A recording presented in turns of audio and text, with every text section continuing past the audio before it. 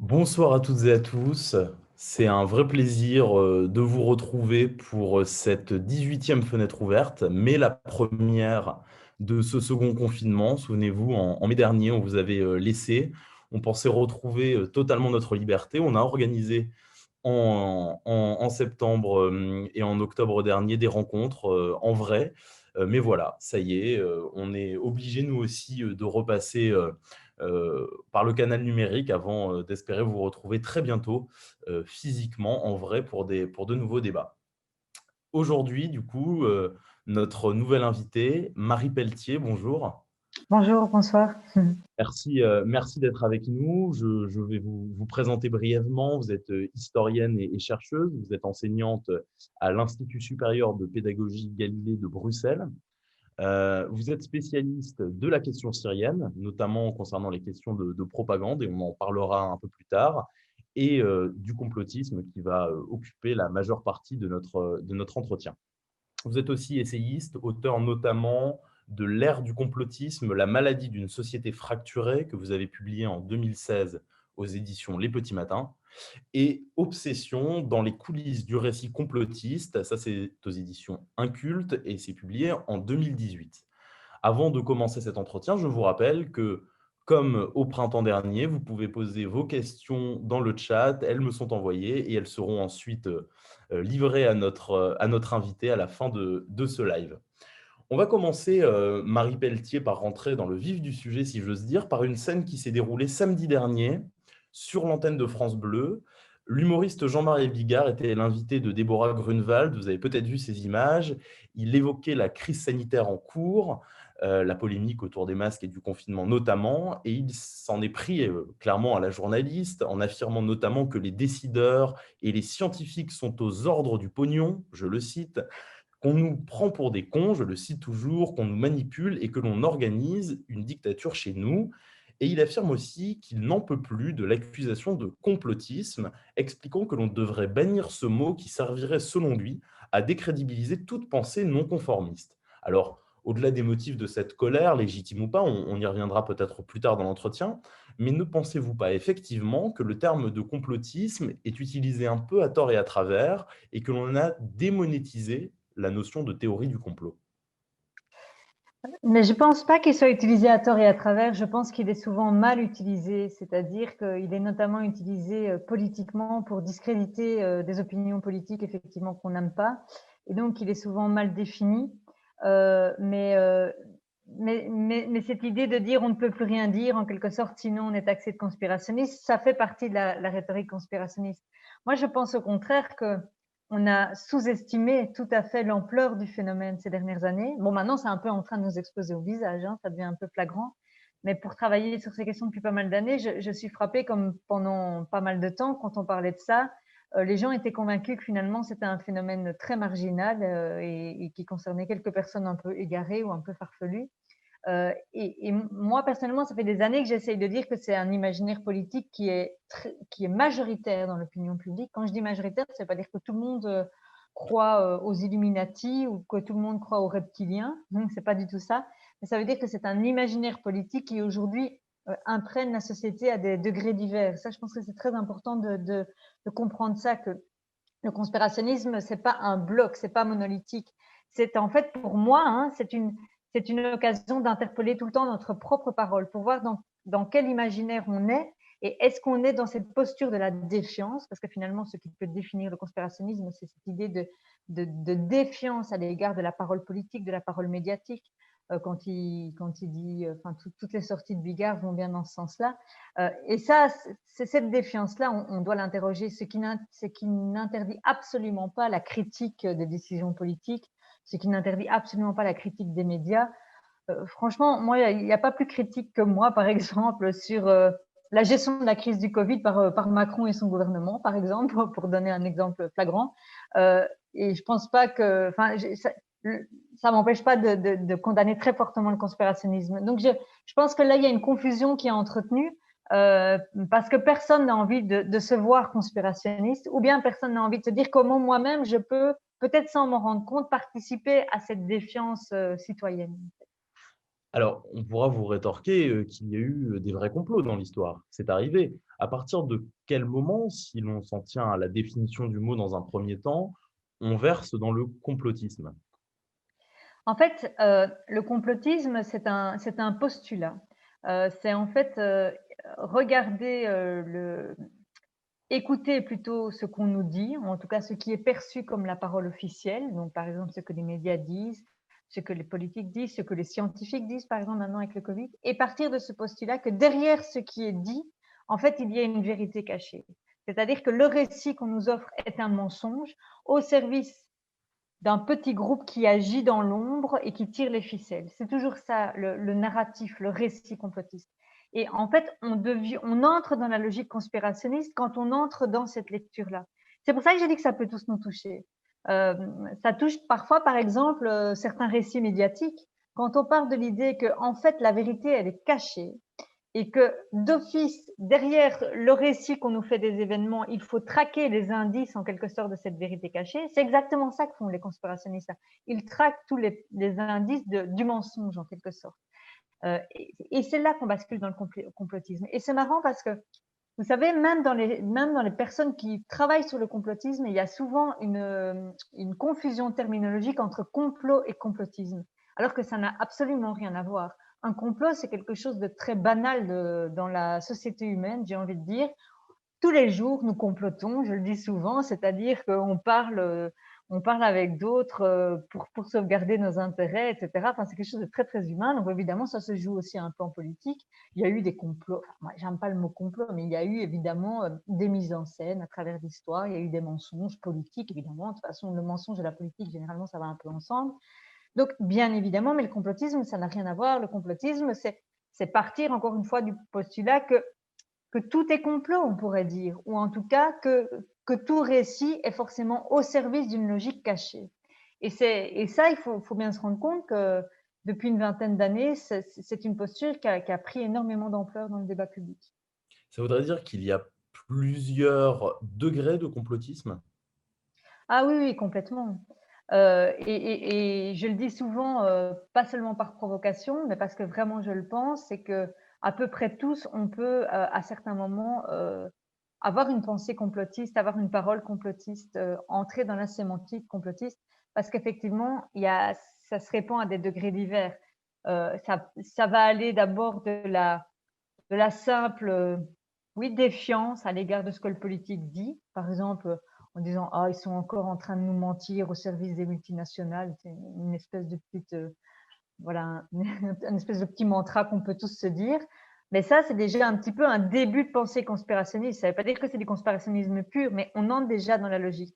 Et puis après, évidemment, il y a des degrés, et puis il y a le conspirationnisme pur et dur qui va être celui qui va dire que le 11 septembre 2001, par exemple, ça ne s'est pas passé comme on nous a raconté, c'est un complot de la CIA, etc.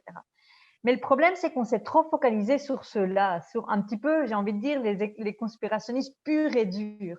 Et on a oublié de voir que c'était un imaginaire politique, encore une fois. Et un imaginaire politique ou une idéologie, si vous voulez, ça peut toujours nous toucher à des degrés divers. Et je trouve que c'est très frappant. Aujourd'hui, d'ailleurs, je trouve que c'est plus facile de le dire parce que je vois bien que les gens le comprennent mieux, parce qu'on le voit dans notre entourage, etc., que beaucoup de personnes basculent dans de la défiance qui n'est pas forcément directement se dire je crois aux reptiliens, mais qui est de se dire bon, maintenant, en fait, je ne fais plus confiance aux médias, aux politiques, je ne crois plus à la parole scientifique, etc. Et donc, c'est dire, ah ben oui, c'est peut-être pas aussi caricatural que ce qu'on aurait pu penser. Et donc, oui, il y a des degrés divers, tout à fait. Alors, si l'on revient, évidemment, si l'on parle du complotisme dans nos fenêtres ouvertes, ce n'est pas pour rien, c'est parce qu'en ce moment, on en entend beaucoup parler dans la crise sanitaire actuelle. Euh, En quoi serait-elle éventuellement, cette crise du Covid-19, un moment clé dans le développement des théories du complot en France? Est-ce que vous avez remarqué un changement par rapport à il y a quelques années, ces derniers mois? Mais en fait, j'ai envie de dire oui et non. C'est-à-dire que la crise du Covid, c'est un trauma. Ça, je pense que c'est important de le dire et de le rappeler. On le vit tous, un événement, enfin, c'est une période qui nous traumatise. Voilà, on n'était pas du tout préparé à ça. Le fait d'être confronté à une pandémie mondiale, je pense que personne n'avait prévu ce scénario dans sa tête. les conséquences très concrètes que ça a sur nos vies, c'est-à-dire que c'est vraiment un événement, c'est rare, hein, des événements dans l'actualité qui impactent vraiment notre quotidien. Or, ça, c'est le cas du Covid, ça nous impacte tous et ça nous impacte fortement, ça nous impacte dans notre vie sociale, etc. Et donc ça, je pense qu'effectivement, c'est un terreau, on va dire, parce que la plus-value du conspirationnisme, c'est qu'il apporte un logiciel explicatif à ce qui est en train de se passer. C'est qu'il dit, voilà, ce que tu vis mal, ce qui est inconfortable, ce que tu ne comprends pas, voilà l'explication, voilà les coupables surtout, ça désigne des coupables. Et effectivement, donc tout trauma, toute crise, tout inconfort dans la société peut favoriser le refuge dans le conspirationnisme. Maintenant, là où je nuance tout de suite, c'est que le conspirationnisme dans nos sociétés, il est déjà très présent depuis des années et des années, et que pour moi, le Covid, ça vient surtout révéler ce conspirationnisme qui est déjà très généralisé, on pourrait dire. L'expression que j'en passe souvent, c'est que c'est devenu mainstream. Je pense que le conspirationnisme est devenu mainstream.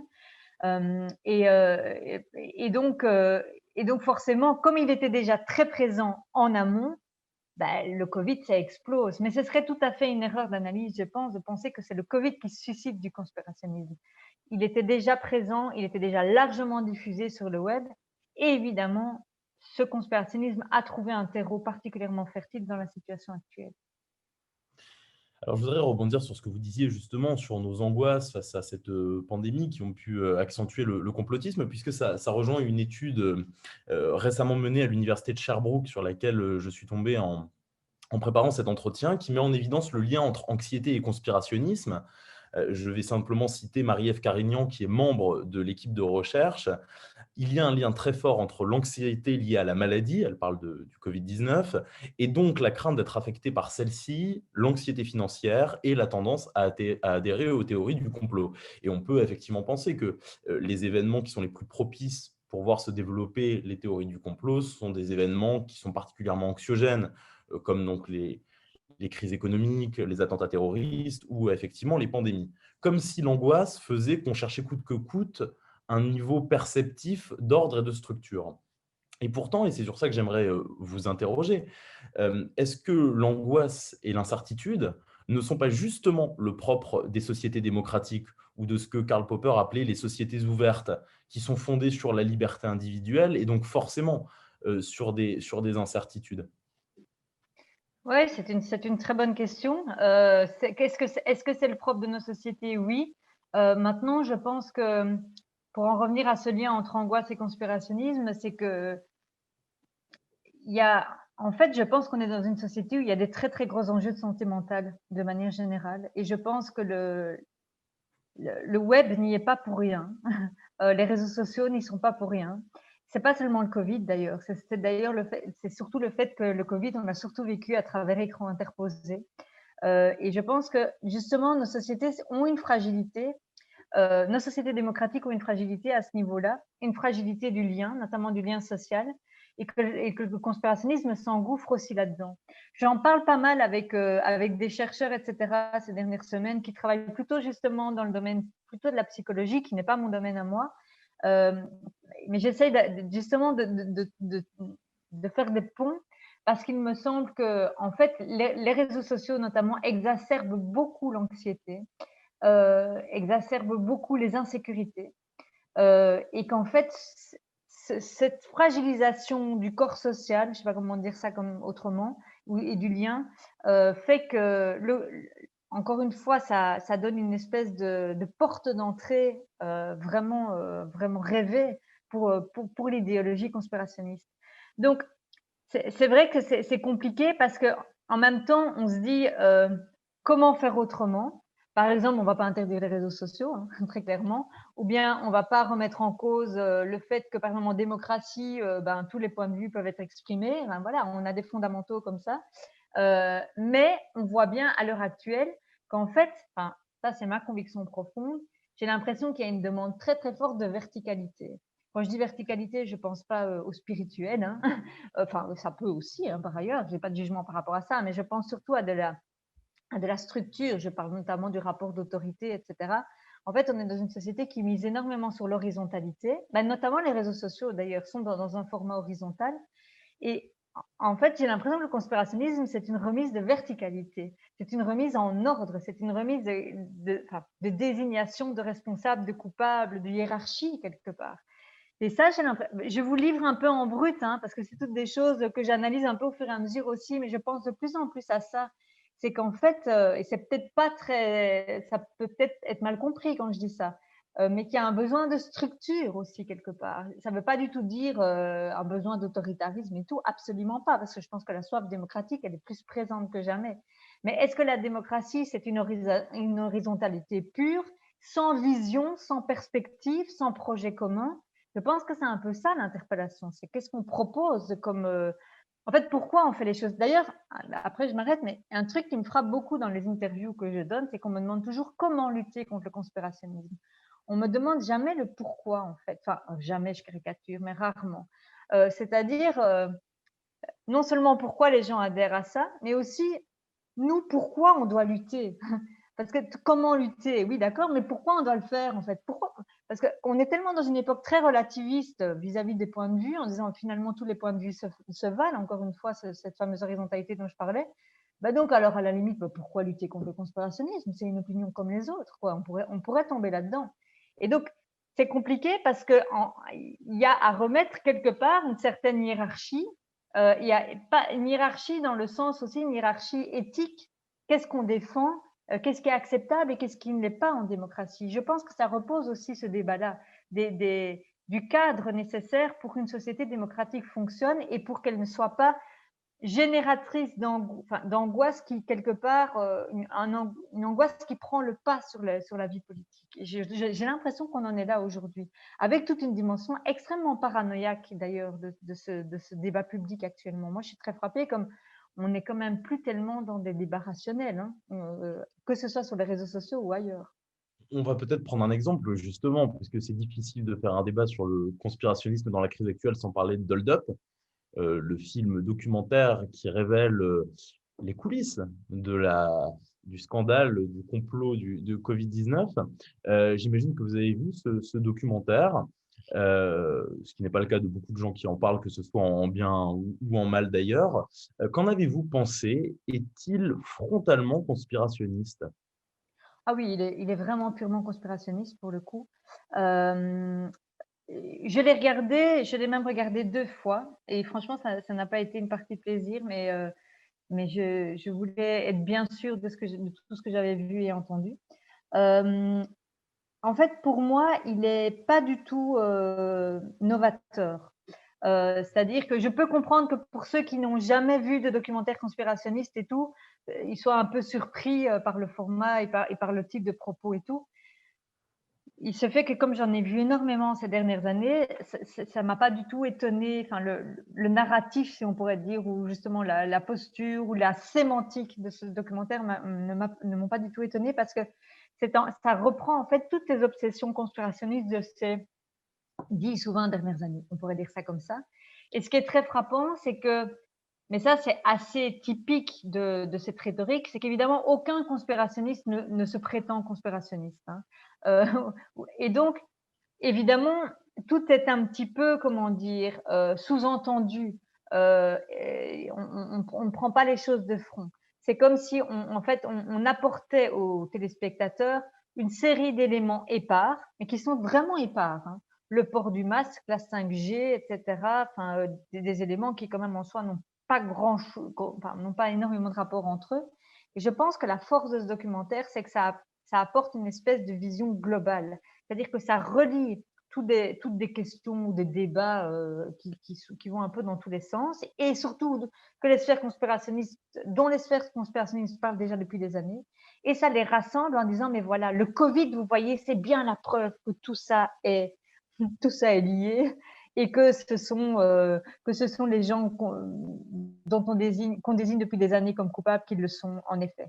Et donc, c'est une force synthétique. Et en fait, ça, je pense de plus en plus qu'on en est à ce stade-là, en fait, dans le conspirationnisme aujourd'hui. On en est en espèce… En fait, le conspirationnisme s'est tellement répandu dans la société, à des degrés divers, c'est qu'aujourd'hui, on peut voir des mouvements ou des documentaires ou des propositions idéologiques qui sont très synthétiques. C'est aussi le cas, par exemple, du mouvement QAnon aux États-Unis, qui est un mouvement qui aussi rassemble en quelque sorte toutes les théories du complot en une seule théorie. Je ne dis pas qu'Hold Up c'est exactement pareil, mais en tout cas, il y a une logique qui est un petit peu similaire, c'est de proposer un logiciel global. Et c'est extrêmement séduisant parce que ça propose un logiciel global sur quelque chose qu'on est en train de vivre pour le moment. Et donc ça, je pense que le facteur de temporalité explique en grande partie le succès de ce documentaire. Un documentaire qui repose quand même sur la démonétisation de la parole officielle, de la parole publique, qu'elle soit politique ou scientifique. Comment en est-on arrivé là, jusqu'à ce degré de démonétisation de la parole publique? On en est arrivé là parce que là, pour le coup, je pense qu'il faut remettre de la lecture politique et idéologique. C'est que le conspirationnisme, il vient pas de nulle part. C'est une vision du monde, c'est une proposition idéologique. Et cette proposition idéologique, elle a été offerte, on pourrait dire, notamment sur le web, par des acteurs idéologiques depuis une vingtaine d'années. Le conspirationnisme, c'est un phénomène ancien, hein, ça date du XVIIIe siècle, mais il y a une résurgence depuis l'entrée dans le XXIe siècle. Et c'est pas, si vous voulez, c'est pas c'est pas sorti de nulle part, quoi. Il y a eu des groupes idéologiques identifiés qui ont proposé en quelque sorte des contre-récits à ce qui était perçu comme le récit officiel. C'est-à-dire que, pour faire bref, depuis l'entrée dans le XXIe siècle, il y a une désillusion croissante à l'égard de la démocratie, en tout cas des promesses de la démocratie, l'impression que la démocratie n'est pas à la hauteur de ce qu'elle avait vendu en quelque sorte. Et sur cette désillusion, il y a des acteurs idéologiques, que ce soit des acteurs d'extrême droite notamment, bien évidemment, que ce soit des acteurs liés au régime autoritaire. Bon, ça, je les ai bien étudiés pour mon travail sur la Syrie, que ce soit aussi certains acteurs de gauche radicale d'ailleurs, etc., etc., parce qu'on pourrait les énumérer. Il y a aussi dans des sphères écologistes pas mal de discours conspirationnistes. Enfin, il y a des sphères assez diverses et variées, hein. Mais ce sont des acteurs politiques qui ont proposé des contre-récits en disant, mais vous voyez bien que le récit officiel est mensonger, donc nous, on vous offre la vérité alternative, en quelque sorte. C'est toute la genèse de la structuration entre récit officiel et récit alternatif. Et donc, ça se fait progressivement, mais cette offre, elle est devenue de plus en plus massive.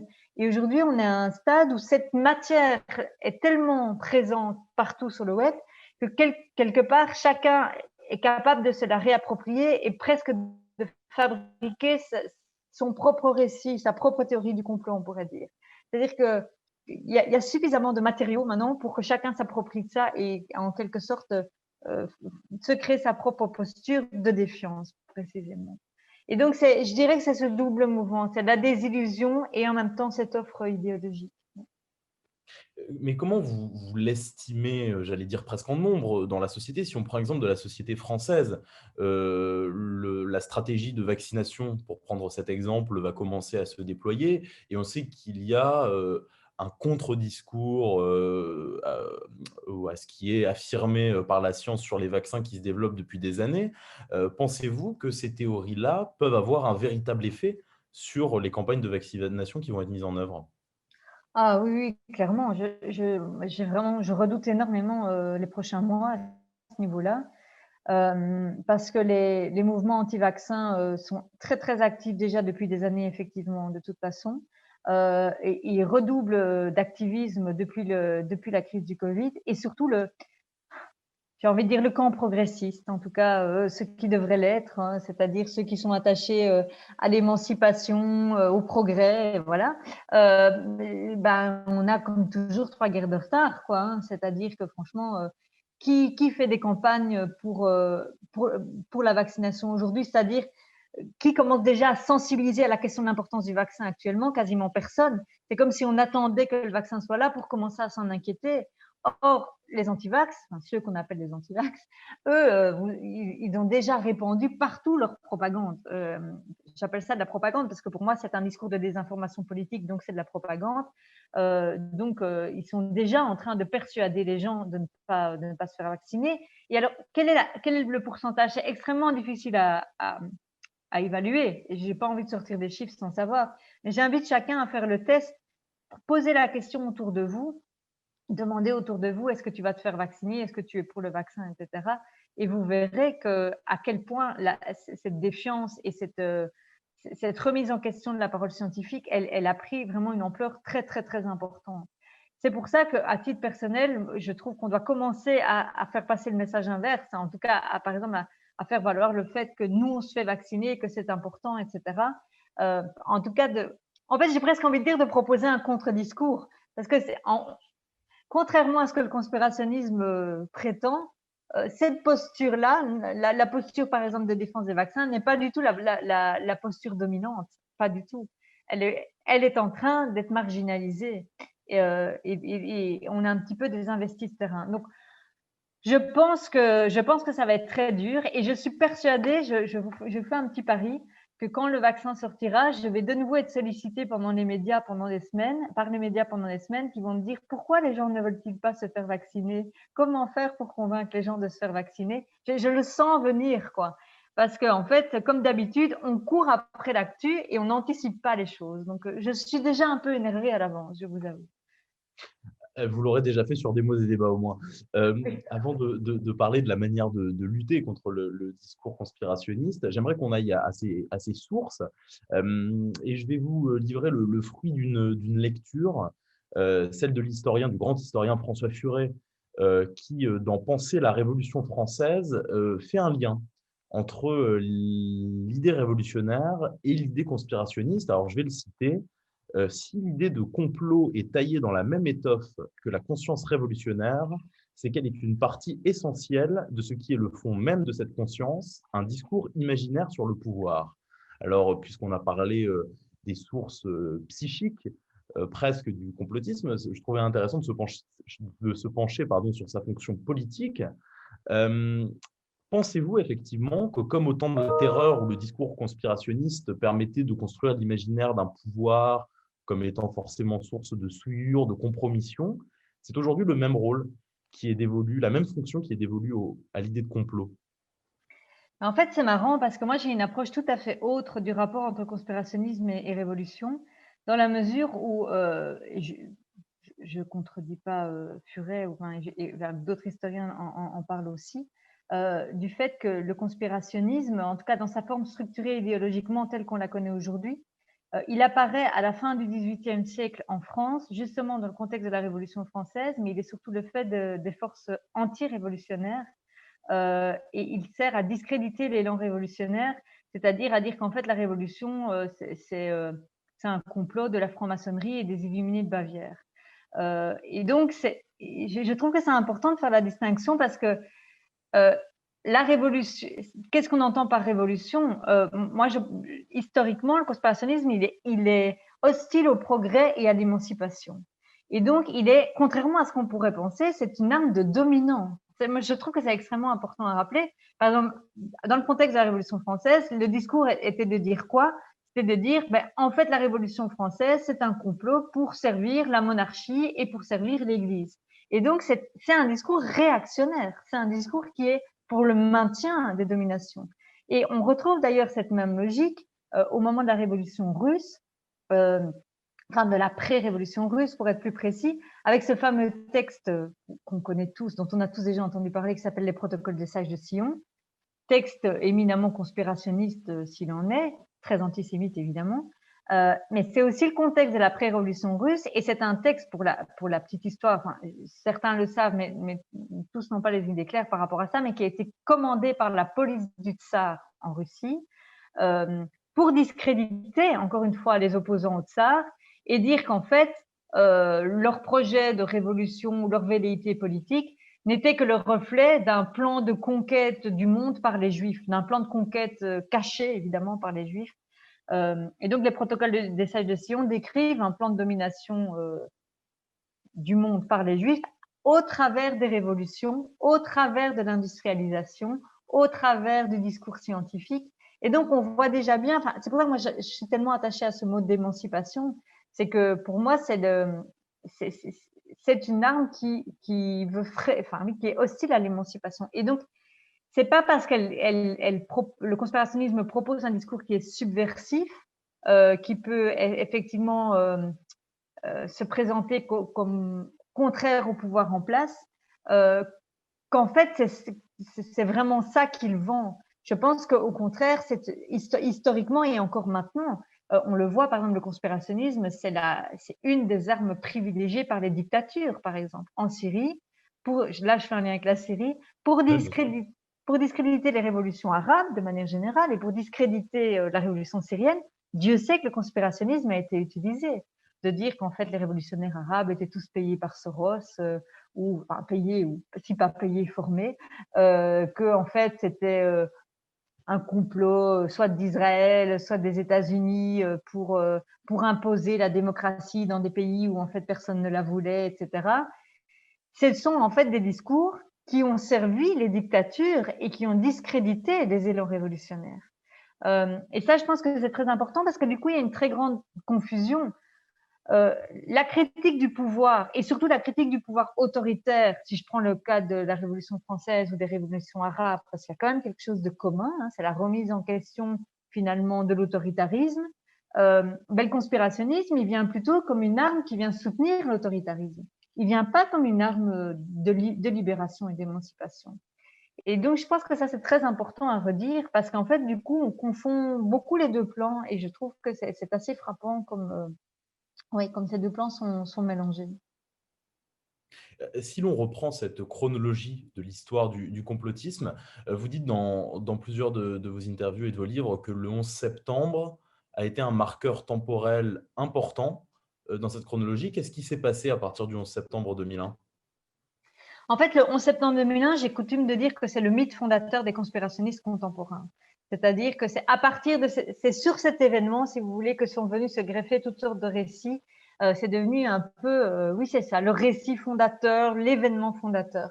Euh, Pourquoi? Alors d'abord, c'est important de redire que le 11 septembre 2001, ça a été aussi un trauma très, très important pour la population, pour les opinions publiques, occidentales et autres d'ailleurs, parce que personne ne s'y attendait, soyons bien clairs, que c'était vraiment un événement très, très chargé symboliquement, parce que Dieu sait que l'Occident était vraiment attaqué dans un de ses symboles, et, euh, et violent. Et enfin voilà. Et avec l'idée aussi, on avait un peu entretenu l'idée que finalement, dans les pays occidentaux, on ne serait plus jamais retouché par la violence et par la guerre, etc. Il y avait un peu ça dans les esprits. Et puis là, paf, la violence revient en quelque sorte. Donc il y a ce trauma, il y a cette composante traumatique, encore une fois. Et puis sur le 11 septembre 2001, il y a aussi tous les discours politiques, pour le coup, qui ont voulu donner un sens à cet événement. Et il faut se rappeler que notamment l'administration Bush et puis ceux qui ont suivi Bush à l'époque ont donné tout de suite à cet événement une couleur extrêmement civilisationnelle. Ça a été vraiment tout de suite, nous sommes les Lumières, nous sommes attaqués par des barbares, c'est l'axe du mal, etc. Donc, les leaders occidentaux, européens et américains, ont donné une couleur très, très clivante à cet événement. Et ça, c'est venu, je pense, charrier des vieux fonds mémoriels, parce que le vieux schème civilisation-barbarie, c'est un vieux fonds mémoriel qui travaille nos sociétés, qui se réveille pas mal depuis quelques années. Donc ça, c'est important de comprendre, parce qu'il y a eu du coup un récit extrêmement polarisant, et un récit aussi qui a justifié toute une série de politiques franchement injustes. Les politiques sécuritaires, le Patriot Act, etc. aux États-Unis après des attentats, les interventions des États-Unis à l'étranger, particulièrement celle en Irak en 2003, avec le fameux mensonge de l'administration Bush. Et là, dans le logiciel conspirationniste, ça a été vraiment, là, on a la preuve qu'on nous ment, quoi. Parce que là, en plus, vraiment, c'est un mensonge. C'est un mensonge pour le coup. Et donc, il y a eu comme ça toute une, si vous voulez, une séquence politique où en fait cet événement du 11 septembre 2001 est devenu un symbole très important pour les conspirationnistes, mais dans le sens d'un symbole à discréditer. Le conspirationnisme, il s'attache toujours à attaquer les symboles, à essayer de les casser en quelque sorte. Et c'est très frappant, c'est que les premiers écrits contemporains, je veux dire purement conspirationnistes, ce sont les écrits au sujet du 11 septembre 2001, notamment si certains s'en rappellent, l'effroyable imposture de Thierry Messant, qui était le gros bouquin conspirationniste du début des années 2000 pour dire en gros, enfin pour remettre en cause les événements du 11 septembre 2001, pas exactement leur réalité, mais en tout cas leurs auteurs, etc. Et en fait, ce qui est très intéressant avec le 11 septembre 2001, pour le coup, je l'ai beaucoup étudié, cet événement, c'est que beaucoup des discours conspirationnistes ont trouvé vraiment leur genèse là-dedans. D'ailleurs, à l'heure actuelle, même souvent quand les conspirationnistes m'attaquent, ils font référence encore au 11 septembre 2001. Je veux dire, ça reste vraiment présent dans leur tête. Et c'est un discours qui s'est énormément attaché aux détails techniques. Ça, c'est important parce que c'est un truc qu'on revoit maintenant aussi. C'est regarder tous les indices qu'on nous montre ou que ça ne s'est pas passé comme on nous l'a dit.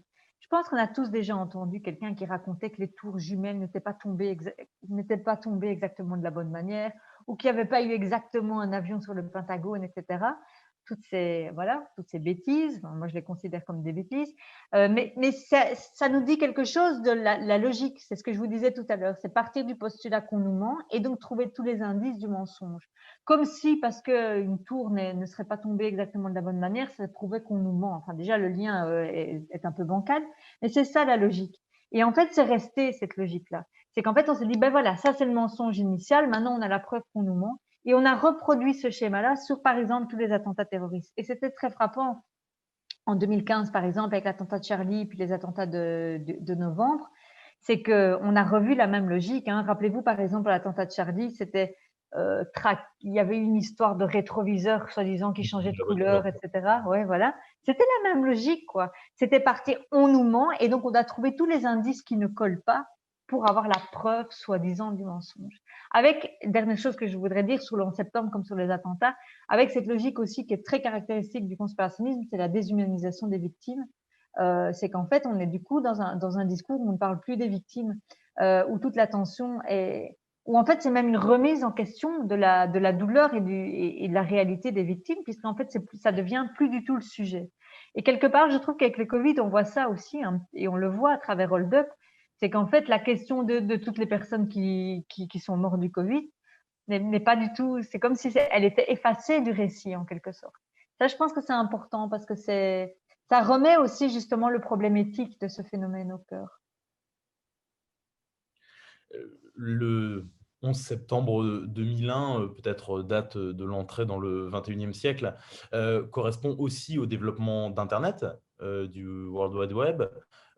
Est-ce que Internet, aujourd'hui, a une responsabilité? Je vais simplement citer, parce que c'était ce matin sur France Inter, la chronique de Tristan Mendès-France, qui soulignait que lorsque l'on tape le mot vaccin dans le moteur de recherche de la FNAC, la moitié des 20 premiers résultats remet en cause le consensus scientifique autour de l'efficacité des vaccins.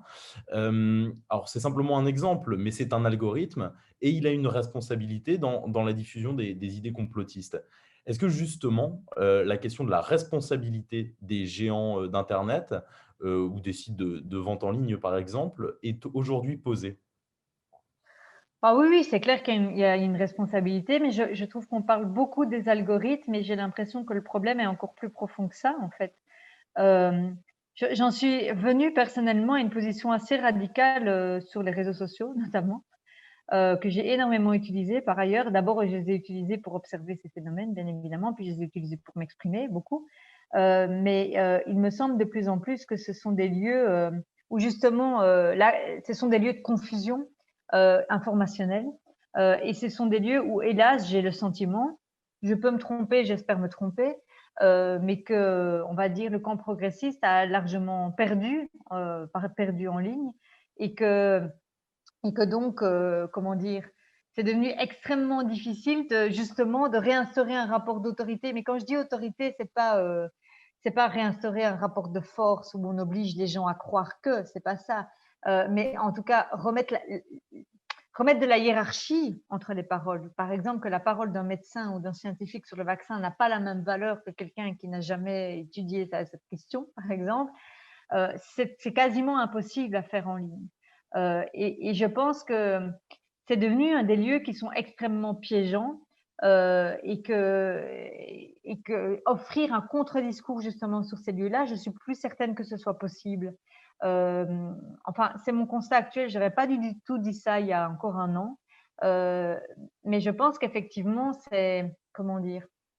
Comme je le disais, hein, pour moi, les deux gros problèmes des réseaux sociaux, c'est que c'est un lieu de fragilisation du corps social.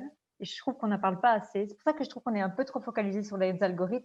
Et en fait, on ne voit pas que c'est un lieu qui nous fragilise psychiquement, avec aussi cette logique de like, de validation, etc. Et de croire que si on a des likes, c'est qu'on a raison. Enfin, il y a quelque chose comme ça qui déplace encore une fois oui, les hiérarchies, on pourrait dire ça comme ça.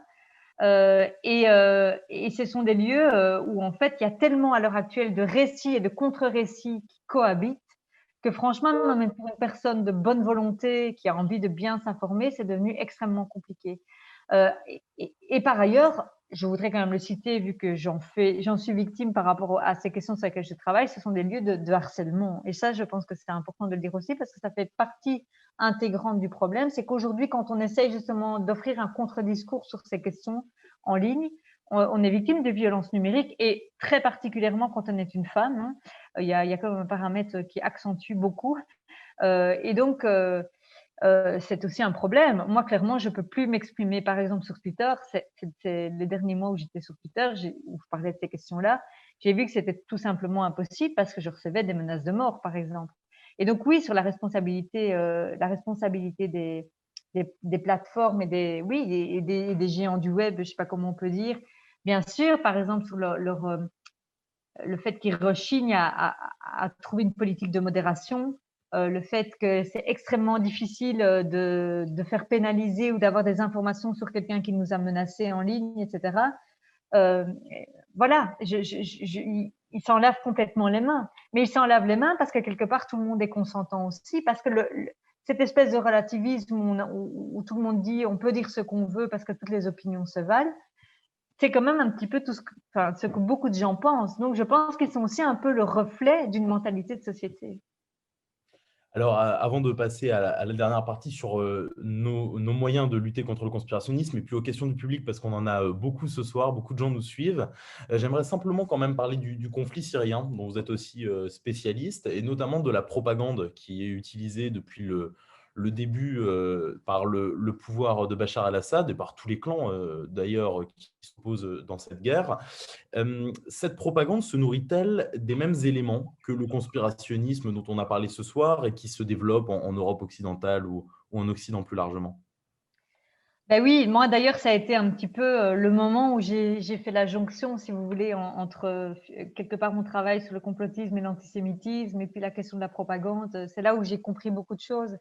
En fait, si je prends le pouvoir de Damas et du coup aussi le pouvoir de Moscou, puisqu'ils ont quand même beaucoup travaillé ensemble en termes de propagande et de communication, évidemment, ce sont des pouvoirs qui ont compris très très vite justement cette défiance qui était très présente en Occident et qui ont compris qu'ils pouvaient surfer là-dessus pour offrir justement un contre-récit conspirationniste qui a joué en fait sur deux lignes, enfin, sur deux lignes narratives. C'est d'une part la posture anti-système, donc les médias vous mentent, les politiques vous mentent, on vous manipule pour en fait imposer des choses dans nos pays dont les gens ne veulent pas, etc. Donc ils ont énormément joué là-dessus. Puis ils ont joué aussi, c'est là où ça a été malin, sur la posture civilisationnelle que j'évoquais tout à l'heure. C'est-à-dire que Bachar el-Assad, il s'est aussi présenté comme le dictateur cravaté face aux hordes de barbares sanguinaires. Et donc, en jouant sur les deux registres, à la fois l'antisystème, par ailleurs aussi antisémite, parce qu'évidemment, c'était l'idée Israël derrière tout ce qui se passe, etc. Et en même temps, se poser comme le dictateur cravaté qui défend la civilisation face aux hordes de barbares islamistes.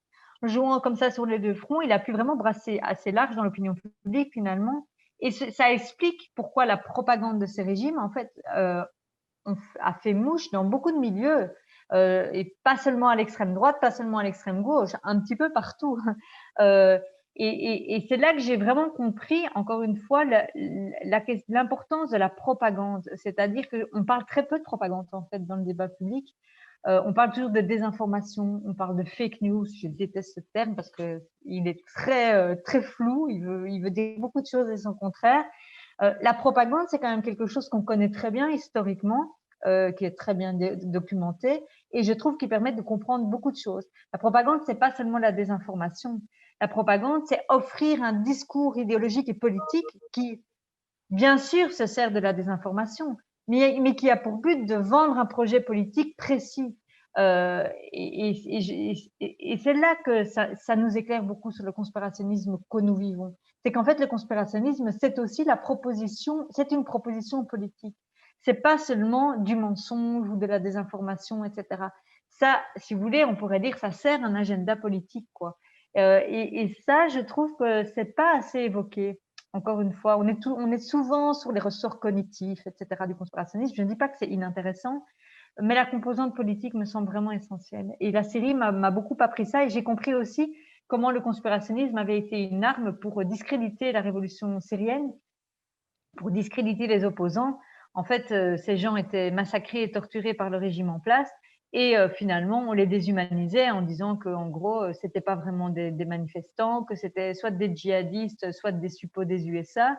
Et donc, ils ont été totalement effacés et évincés du récit, en quelque sorte. Alors, avant de passer aux questions du public, j'aimerais forcément qu'on se penche maintenant sur les remèdes.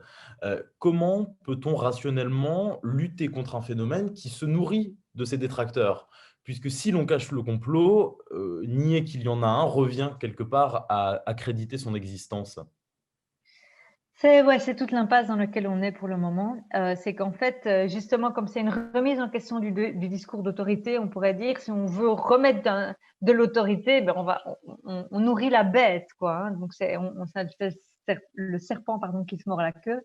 C'est notamment d'ailleurs l'impasse, ou en tout cas la difficulté de toutes les initiatives de fact-checking ou de debunking qu'on voit actuellement, à qui je ne jette pas la pierre, hein. Je pense qu'elles peuvent être tout à fait utiles en termes d'outils, etc., mais qui en fait, comme elles viennent des médias, comme elles viennent du pouvoir politique, etc., sont d'emblée vues comme quelque chose qui justement est une preuve supplémentaire qu'on essaie de nous embrigader. Et donc, c'est en fait, tant qu'on reste dans cette polarisation entre soi-disant discours officiels et discours soi-disant alternatifs, on ne fait que renforcer cette défiance, et donc on ne s'en sort pas. Alors, sur le comment en sortir, d'abord, j'ai toujours coutume de dire qu'il faut beaucoup d'humilité, honnêtement. C'est-à-dire que ça va prendre du temps. C'est un phénomène qui nous interpelle tous sur notre propre parole, sur notre propre posture, en fait. Ça nous interpelle d'abord sur la question de, comme je disais tout à l'heure, de la société qu'on veut défendre, de la vision qu'on veut défendre, cette composante qui est beaucoup trop absente. Donc, je pense que c'est une interpellation qui est quand même profondément politique et éthique. Et puis, il y a un enjeu très grand de confiance. C'est-à-dire que comme j'arrête pas de parler de défiance, ça veut bien dire qu'on est dans une société qui est en manque cruel de confiance. On ne se croit plus, en fait. Je parlais aussi tout à l'heure de paranoïa. Il y a une paranoïa collective, et on le voit quand même bien, une société qui est basée sur de la paranoïa. Enfin, franchement, c'est pas chouette à vivre, quoi. Enfin, je veux dire, on construit rien sur de la paranoïa, quoi. Et donc, je pense qu'il y a un très grand enjeu. Je reviens aussi au lien social, de recréer du lien et de la confiance. Et ça va passer par une multitude d'initiatives. Il n'y a pas qu'une seule baguette magique. Moi, je dis beaucoup aux journalistes, par exemple, allez sur le terrain, racontez, expliquez aux gens vos méthodes, expliquez comment vous faites l'information, remettez pas seulement de la transparence, mais aussi de l'humain, parce que on disait, enfin, tout ce qu'on disait sur les réseaux sociaux et tout, c'est aussi une déshumanisation, en fait, des interlocuteurs. Donc, je pense que c'est très important. Les politiques, pareil, mais ou les scientifiques, pareil. Et je sais qu'il y a déjà des initiatives en ce sens. Je suis parfois un peu dure, hein, dans ce que je dis, parce que j'ai parfois, je vous avoue, un certain découragement. Euh, mais je sais qu'il y a déjà des gens qui essayent. Mais c'est à la fois travailler sur la confiance, travailler sur le politique, sur donc ce qu'on défend comme vision de société, et puis évidemment ne pas abandonner le chantier des faits, puisqu'il y a quand même cette question du rapport aux faits qui est au cœur de la chose. C'est sûr que maintenant, je sais plus, un journaliste me disait récemment que le dernier sondage concernant la France disait que 10% des Français environ croyaient que la Terre était plate, ou quelque chose comme ça. On en est déjà à ce pourcentage-là. C'est beaucoup plus élevé aux États-Unis, hein. Mais quand on en arrive à des discours, je ne sais pas si le chiffre est exact, mais ça veut dire qu'en tout cas, le nombre de personnes qui croient en ce genre de choses augmente. Ben, ça veut dire quand même qu'il y a une défaite de l'esprit rationnel. Et donc, je pense que là, quand même, on doit aussi se battre pour remettre de la rationalité et du rapport aux faits. Mais le rapport aux faits ne va pas être suffisant, parce que l'interpellation, elle est aussi de nature éthique et politique. Vous dites dans un texte que vous avez publié il y a 4 jours sur votre page Instagram que l'une des limites au combat contre le complotisme, c'est que ceux qui le contre sont toujours dans la réaction. Vous nous l'avez un peu dit tout à l'heure. Et que selon vous, il faut se garder d'une attitude de fascination, de démagogie, voire de mépris. Ouais, J'aimerais simplement que vous en parliez. ben, sur la question de la réaction, c'est que moi j'ai l'impression que depuis des années on court derrière les conspirationnistes, c'est-à-dire que c'est eux qui nous imposent ce dont on va parler, quoi. Typiquement, Hold Up ou quoi, il y a mille exemples, hein. Et c'est le problème d'ailleurs du fact-checking, c'est qu'on vérifie ce que les conspirationnistes nous donnent à vérifier en quelque sorte. Donc je trouve qu'on est dans une logique de réaction qui n'est pas saine du tout. On ne propose pas en fait, on réagit à ce qu'on voit. Et alors sur la fascination, oui, je pense aussi qu'un des problèmes, c'est que, et franchement, il faut tous se regarder dans le miroir à ce niveau-là, on a une certaine fascination pour ce phénomène, très clairement. Hold Up, excusez-moi pour la vulgarité, c'est juste une façon de parler, mais je pense que ça a fait bander pas mal de gens parce qu'il y a ce côté un peu sulfureux, etc. Et quand je dis que ça fait fantasmer les gens et tout, je ne parle pas seulement des conspirationnistes. Je pense qu'il y a une fascination pour cet univers un peu du secret, etc. Et cette fascination, elle est malsaine parce qu'évidemment, elle participe du même imaginaire. Et je pense que même dans ceux qui prétendent faire face à ça, il faut regarder qu'il y a aussi de la fascination et donc de la démagogie. C'est-à-dire quelque part, on est toujours dans l'idée, oui, mais il y a peut-être une partie de vrai, etc. Moi, je suis très frappée comme même des gens qui se pensent vraiment anti-conspirationnistes sont toujours persuadés qu'on doit quand même faire des compromis avec ça en quelque sorte. Et donc, ça me semble très problématique. Et l'autre problème donc, que je citais dans Spot, mais qui en fait va de pair, c'est le mépris aussi. C'est-à-dire, c'est de penser que justement ce problème n'est juste qu'un problème de quelques hurluberlus dans leur coin qui disent n'importe quoi et que nous, on en est préservés. Nous, on est la vérité incarnée, on est la droiture, etc. Et ça, franchement, par exemple, sur les réseaux sociaux, c'est un truc. Vous savez que parfois, moi, j'avais vraiment envie de défendre les conspirationnistes, pas du tout dans le sens de défendre ceux qui disent, mais de les défendre dans le sens qu'on arrête de les ridiculiser à ce point, qu'on les prenne plus au sérieux. C'est-à-dire que pour moi, c'est un problème politique sérieux et c'est pas en les faisant passer pour des imbéciles et en les méprisant qu'on va résoudre le problème. D'autant que, comme je vous ai dit, très souvent, on participe au problème aussi par notre fascination, par notre démagogie, etc. Et donc, je vais peut-être terminer ici là-dessus, c'est que je pense profondément que c'est un phénomène qui interroge notre propre parole et notre propre posture. Parce que le conspirationnisme, il a cette velléité, en quelque sorte, de jeter le problème à l'extérieur de nous-mêmes et de croire que les coupables sont à l'extérieur. C'est un peu philosophique ce que je partage ici, mais je pense profondément que en fait, le problème aujourd'hui, c'est qu'on doit tous se questionner sur finalement nos propres méthodes, notre propre vision, notre propre projet. Et personnellement, c'est franchement ce qui me fatigue, hein, c'est que je suis tellement en train de me questionner tout le temps sur est-ce que c'est pertinent ce que je fais que parfois ça devient un petit peu, ça devient un petit peu fatigant. Mais je pense que en même temps, c'est plus que jamais nécessaire. On ne doit absolument pas se laisser piéger par des logiques d'ego et de surplomb, parce que c'est exactement ce qui va nous empêcher de lutter contre ce phénomène. Alors, on va passer aux questions. On en a beaucoup, beaucoup, Marie Pelletier. Donc, je vous demandais peut-être des réponses un peu plus brèves selon les questions pour qu'on puisse en poser le maximum.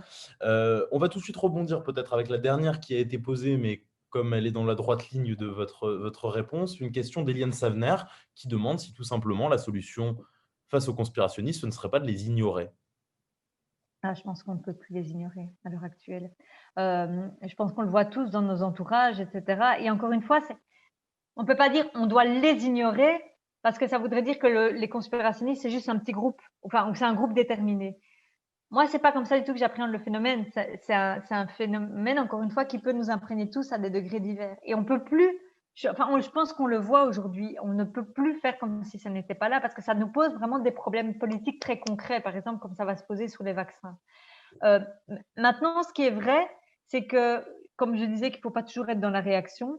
Je pense qu'il faut faire attention parfois à la surréaction. Ça, c'est évident. Par exemple, parler pendant 3 semaines non-stop du documentaire Hold Up, comme je l'ai fait, hein, je pense que ce n'est pas très pertinent et pas très intelligent. Parce qu'on est dans quelque chose qui est de l'ordre de la surréaction. Ça, c'est évident. Mais ignorer complètement, je pense que c'est devenu compliqué, malheureusement. Une question d'Emmanuel Graff qui vous demande si le complotisme n'est pas l'enfant de la fin des idéologies. Complètement. La fin des idéologies et du déclin du religieux aussi, hein. Je pense qu'il faut rappeler on sort quand même de sociétés qui étaient fortement structurées d'abord par les discours religieux, qui ont beaucoup de désavantages, mais qui ont un avantage certain, c'est de structurer des sociétés. Et puis les grandes idéologies du XXe siècle, bien évidemment, qui ont aussi eu énormément de désavantages, voire même bien plus que des désavantages, bien évidemment, mais qui ont structuré. Et puis, on a eu, juste pour faire bref, après la Deuxième Guerre mondiale, quelque chose qui nous a quand même aussi beaucoup tenu en société, c'est le récit du plus jamais ça. Quelque part, l'idée que maintenant on était tenu par les réflexes antifascistes et qu'on voulait absolument plus que ce qui s'était passé durant la Deuxième Guerre mondiale revienne. Et le XXIe siècle, c'est un peu l'effritement de tout ça. C'est la désillusion vis-à-vis des grandes idéologies, la sortie du religieux globalement, même s'il y a le problème de radicalisme, etc. Mais là, je parle dans la société de manière globale. Et donc, oui, en fait, ça fait un peu pompeux, mais ce que je dis souvent, c'est qu'on est dans une crise du récit collectif. On a besoin, en fait, pour faire société, d'avoir un récit commun qui nous structure. Je reviens à l'idée de structure. Et là, on n'en a pas. Et honnêtement, franchement, peut-être que vous avez un grand projet politique qui vous enthousiasme, mais moi, je n'en ai pas actuellement. Et je pense qu'on est très nombreux à vivre avec ce vide-là, quelque part. Et donc, oui, bien évidemment, je pense que c'est une grande partie de l'explication et du problème. Alors, peut-être une réponse aussi à la question de Dominique Guichard qui vous demandait s'il y avait un lien entre le complotisme et une certaine forme de spiritualité. Complètement. D'ailleurs, c'est très frappant dans les sphères conspirationnistes, comme le vocabulaire religieux, ésotérique aussi, est très, très présent. C'est une forme de réenchantement. Et je pense que ça dit aussi, on se situe tous comme on le choisit personnellement par rapport à cette question-là, mais ça dit aussi une certaine soif d'une certaine spiritualité, on pourrait dire. En tout cas, il y a ça qui est très présent.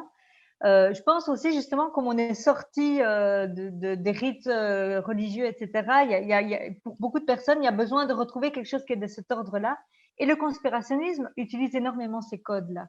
Et d'ailleurs, il n'est pas du tout rare qu'il y ait des références explicites, par exemple à Jésus-Christ, etc. Hein, c'est très très courant. Donc il y a des références religieuses qui sont utilisées pour donner quelque chose qui est un petit peu, encore une fois, qui donne de la verticalité. Et je pense que ça répond à une attente de beaucoup de gens. Ça, c'est sûr. On va rester dans le domaine politique avec une question d'Alain Morvan, pardon, qui vous demande si le complotisme est plus de droite ou de gauche. Ben, écoutez, c'est une question qui n'est pas si évidente parce que j'ai longtemps dit, et c'est vrai que historiquement, le conspirationnisme était surtout une arme de l'extrême droite. Donc, non pas de la droite, mais de l'extrême droite. Parce que il y a toute l'histoire du nazisme, du fascisme, etc., pour qui le conspirationnisme était vraiment un moteur.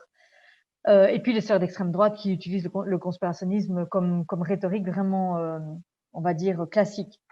Cela étant dit, on ne peut pas nier non plus que depuis très longtemps, une certaine partie de la gauche radicale utilise aussi beaucoup de rhétorique conspirationniste, a une critique du pouvoir qui est très fort teintée de conspirationniste. Et puis par ailleurs, pour dire que personne n'est épargné, très honnêtement, dans les différentes formations politiques actuelles en France, bon, je suis belge, mais je suis suffisamment l'actualité française pour le voir. J'avais fait l'exercice, je me rappelle, au moment de l'élection présidentielle française en 2017, en reprenant un petit peu les différents discours de tous les candidats du premier tour. Et en fait, je me rendais compte que, à des degrés tout à fait divers, évidemment, mais quasiment chaque candidat avait au moins utilisé à un moment donné dans sa posture un ressort conspirationniste. Mélenchon s'était évidemment présenté, par exemple, comme le candidat anti-système, anti-médias, les médias mensonges, etc. Hein. Fillon était victime du complot des juges, rappelez-vous, hein, du complot des juges et des médias, soi-disant évidemment. Macron, n'oublions pas qu'il s'était lui-même présenté comme le candidat anti-système.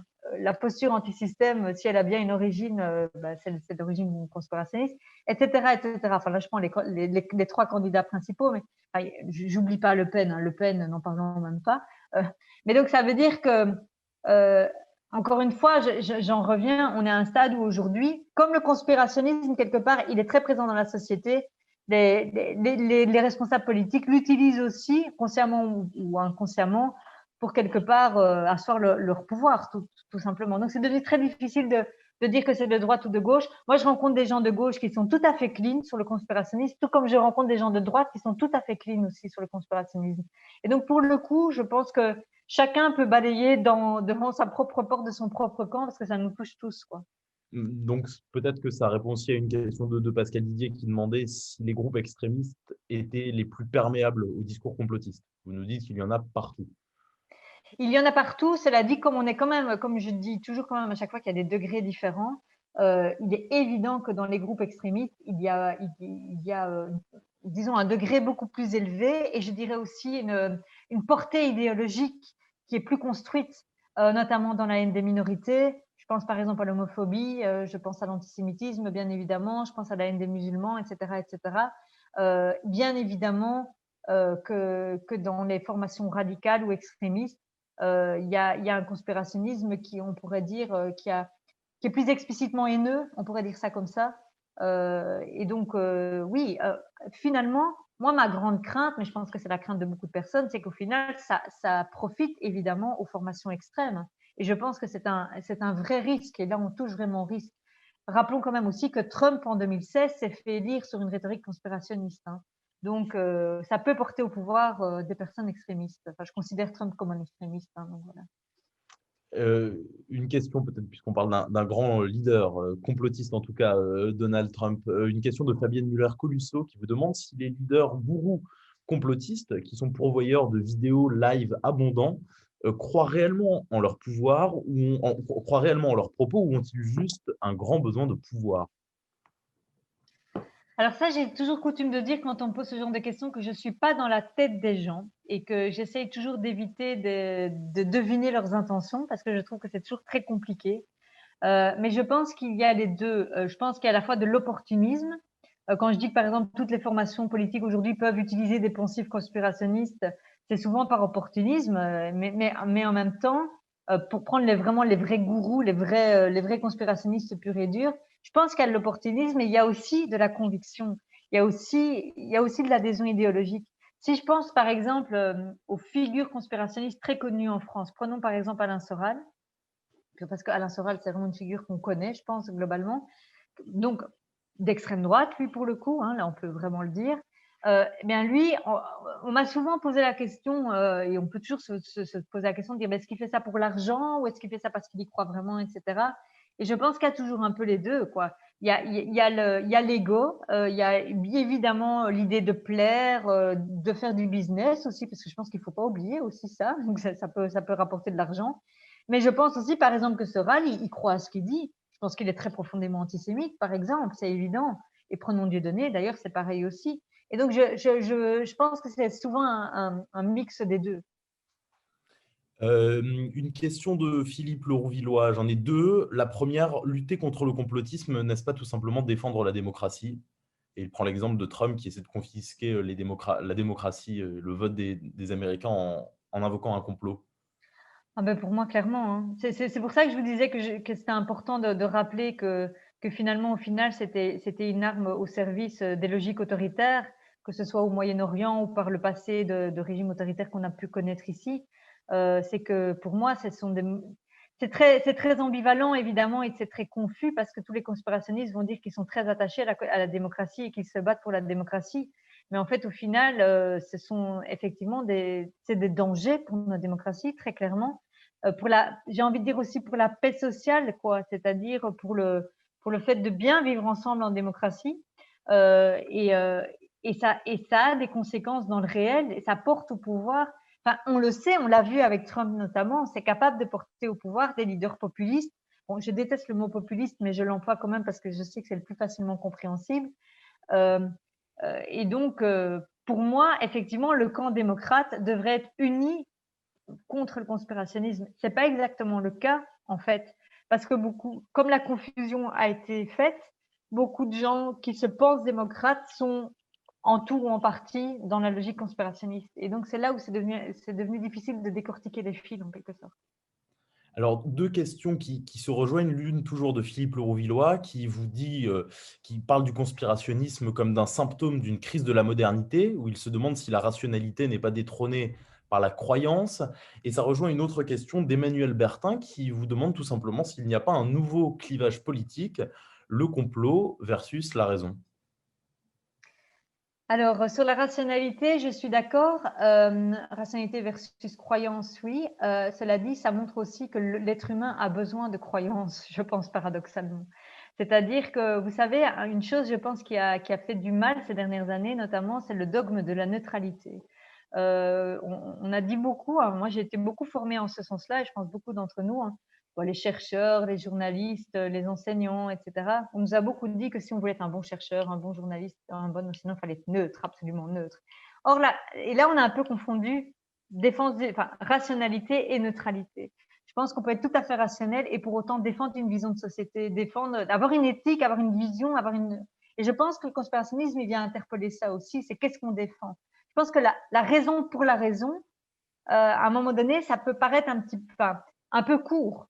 La raison, on met la raison au service de quoi? Et je pense qu'on doit poser cette question-là, on doit se poser cette question-là. Et quand je parle de croyance, je crois que la croyance, elle n'est pas forcément négative. C'est-à-dire avoir par exemple, une utopie, un projet de société qu'on défend, c'est pas forcément quelque chose qui est régressif et qui va contre la rationalité.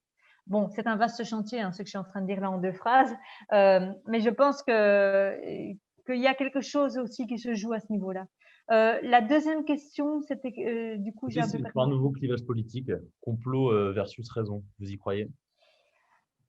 Ouais, oui, certainement que c'est un nouveau clivage politique, mais qui est pas en la faveur de la raison, malheureusement.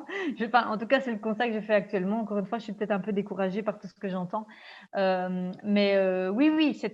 je dirais, en fait, complot versus raison. Moi, je reviens à mon logiciel peut-être un peu plus classique. C'est aussi progressiste contre réactionnaire. Je pense que c'est ça aussi, en fait.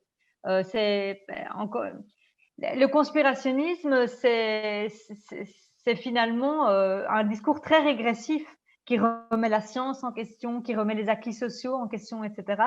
Et c'est peut-être ma nature profondément progressiste qui dit ça, mais j'ai l'impression que si on défend mieux un discours progressiste, on pourra aussi mieux combattre le discours conspirationniste et complotiste. Ouais. Alors, encore 2 questions. Une d'Emmanuel Graff, qui rejoint une de celles que je m'étais notée et que j'ai pas eu le temps de poser, donc ça m'arrange. Il dit que le conspirationnisme est un projet politique, certes, mais qui propose quoi? Et je m'étais posé la même question. Les complotistes ont-ils, au fond, un idéal de société à apposer face au monde qu'ils combattent? Ah oui, ils ont un idéal de société, oui, qui est le leur, moi que je trouve totalement évidemment rédhibitoire, mais c'est un discours de haine des minorités, déjà. Je pense que j'en ai pas beaucoup parlé ce soir, mais c'est en fait une logique de désignation de coupables cachés. Et ces coupables cachés ne sont pas. En fait, ça gomme les vrais rapports de domination, selon moi. Par exemple, le rapport de domination économique, des classes sociales, etc. Le conspirationnisme, il gomme ce genre de rapport de domination et il offre à la place un discours qui désigne des minorités soi-disant mal agissantes. Historiquement, c'était beaucoup les juifs. Aujourd'hui, ça peut être aussi le pseudo-lobby gay, par exemple, ou ça peut être les musulmans pour certains discours qui sont plutôt axés sur la question de l'islam et des musulmans, ou ça peut être les femmes, bien évidemment, c'est un discours profondément misogyne. Et je considère les femmes comme une minorité, hein, parce qu'on dit souvent oui, mais vous êtes majoritaire, mais on est une minorité dans le sens politique du terme. Et donc, c'est ça un petit peu la vision finalement proposée. C'est une vision très masculiniste. C'est une vision, comment dire, qui défend, oui, j'ai envie de dire la domination oui, en tout cas, l'oppression des minorités culturelles et des minorités de genre notamment. Et c'est en ça que ça a quand même beaucoup de corrélations avec le discours d'extrême droite, quoi. Hein. C'est pas pour rien qu'il y a des liens très intrinsèques avec l'extrême droite. C'est que c'est une vision finalement à la fois réactionnaire et en même temps qui propose de la haine politique, très clairement. Il faut se rappeler que par exemple les pogroms ou toutes les violences anti-juives, si on remet un peu de perspective historique, c'était sur fond de paroles conspirationnistes, quoi. C'était sur fond d'accusations, que les Juifs étaient coupables de toutes sortes de misères. Et donc, c'est ça la vision. Et alors, est-ce que c'est un idéal de société? Oui. Pour certains acteurs politiques, c'est un idéal de société. De dire si on se débarrasse de certaines minorités, notre société se portera mieux. Alors, ils le disent pas comme ça aussi explicitement, hein, les idéologues conspirationnistes, bien évidemment. Enfin, quoique, un Soral, parfois, il le dit vraiment explicitement. Mais cette visée est vraiment présente. Ouais. Une dernière question posée dans le live de Corentin Privilski. Désolé, on n'a pas pu tout prendre, mais voilà, on en est vraiment beaucoup. Est-il possible de récupérer, c'est dit avec des guillemets, une personne tombée dans le complotisme? Si oui, avez-vous des pistes pour chaque citoyen, mais aussi pour les pouvoirs publics, pour faire sortir ces personnes de l'idéologie complotiste? C'est marrant parce que j'ai donné une interview exactement sur ce sujet tout à l'heure. C'est une question très intéressante et je pense que de plus en plus de gens y sont confrontés parce qu'ils voient un proche basculer dans cette logique-là, etc. Et ça altère le lien justement avec ce proche. Ou même effectivement pour les politiques, ils se demandent beaucoup comment faire. Je pense que c'est important de ne pas couper le lien tant qu'on peut, parce que c'est un des enjeux. Moi, ce que je fais souvent avec des personnes qui, en tout cas, sont vraiment dans le conspirationnisme pur et dur, c'est de ne pas rentrer, par contre, dans l'argumentation et la contre-argumentation, qui est très contre-productive, puisqu'à la rigueur, tout argument va être pris comme levier pour justement contre-argumenter et dire que c'est faux, puisque forcément, comme on est vu comme faisant partie du système, notre parole est discréditée. Et donc, je pense que s'opposer directement, frontalement sur les faits, pour l'avoir déjà souvent vu, ça s'avère assez contre-productif. Par contre, interroger les personnes sur pourquoi elles disent ça, qu'est-ce qui les a menées à penser ça, voir aussi même quelles sont justement leurs anxiétés qu'elles peuvent avoir, etc., qui les a conduites à ça. Je pense que ça ramène la discussion à un niveau beaucoup plus fondamental où on peut justement maintenir un lien qui nous permet après de dire, mais en fait, moi, je suis pas du tout d'accord avec ce que tu dis parce que 1, 2, 3, 4, quoi. Donc, là, de revenir avec l'argumentation.